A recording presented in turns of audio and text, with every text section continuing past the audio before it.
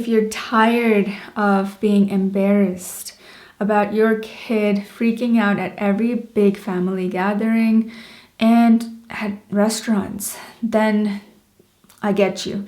I've been in the exact same position many times, and most recently last night, and it's so embarrassing. You feel the judging eyes of everybody, every family member, and all the other people at the restaurant, like on you, burning holes through your skin. But like, why is this actually happening?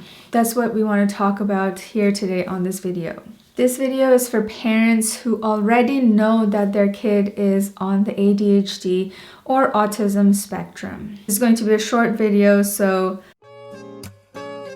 your child on the spectrum is behaving this way at a family situation because they sense, they're reading the emotional imbalance or the emotional conflicts in other family members.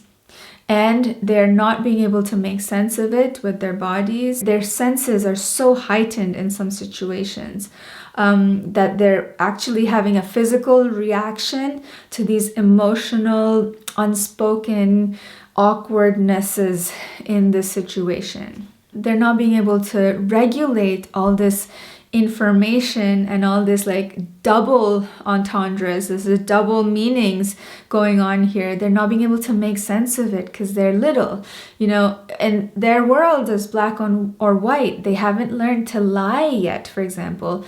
And a lot of autistic kids can't lie. Like, our level of integrity is so high that when something is not on the outside what it is on the inside, like when something appears so like pure, clean and friendly on the outside, but on the inside that there's animosity here, there's conflict, there's hatred, even I'll go that far, then we sense that. And as adults, we're like, I could tell that this is totally fake. But as a kid, they don't know that yet, so they're picking up on this information, but they're not able to make sense of this information, and their little bodies are just freaking out, their little minds are freaking out, and therefore they are freaking out, causing a scene, causing trouble, disturbing, trying to pull attention towards them, because even negative attention is better than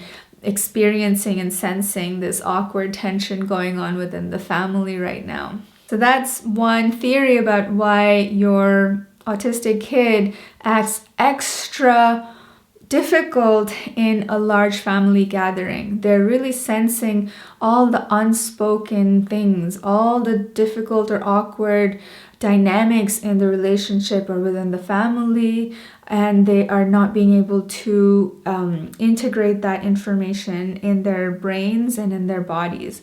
And so they're just freaking out, like inside and outside. Why does your kid freak out at restaurants, even when family is not present? This is because of PDA, pathological demand avoidance. People push back in a pathologically demand avoidant way when there are expectations put on them that they don't agree with. So in a restaurant, you can imagine the incredible amount of expectations on somebody. You have to sit at your table, you have to eat the food they serve you, you have to have small talk with the servers, you have to not be too loud, and you have to eat with the utensils the right way. You have to tolerate all the smells in the restaurant of the other people's foods.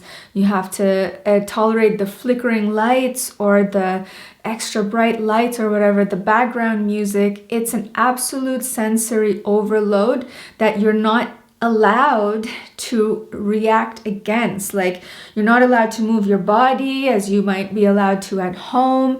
You're not allowed to complain about the noise, whereas at home you have a noise-free eating environment. There are just so much expectations placed on a kid and an adult at a restaurant, and they're absolutely rebelling against that. They're having a pathologically rebellious expression against all these expectations on them. If we haven't met before, I'm neurodivergent mom. I have ADHD and autism, and I have a 5-year-old with ADHD and autism just like me. My husband is ADHD, and my almost 3-year-old is highly sensitive.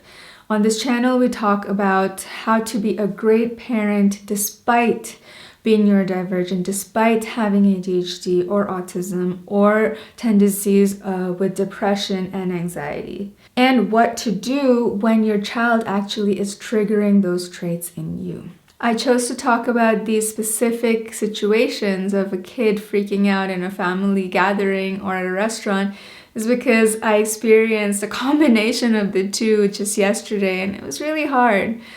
It was really hard on my son and my daughter, and it was really hard on me because I had to try and manage them and keep them calm in this situation. They were having a physical reaction, all the things I already said in the video. Parenting an ADHD or autistic kid while also being ADHD and or autistic is a very unique journey, and it can be very lonely because other people, no matter how much they try to understand you, will never really understand you.